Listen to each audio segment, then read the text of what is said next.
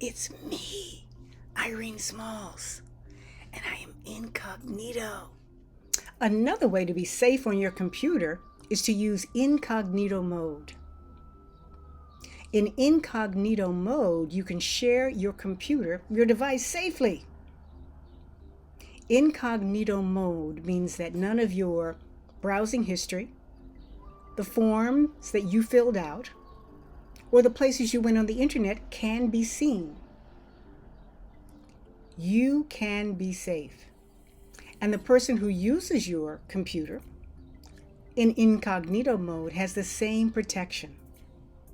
And the way to go to incognito mode is to go to your browser and you click on the little dots, and in the drop-down menu you will see words that say Incognito tab.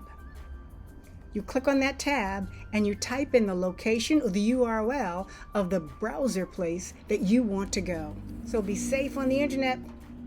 And remember, you can always go incognito.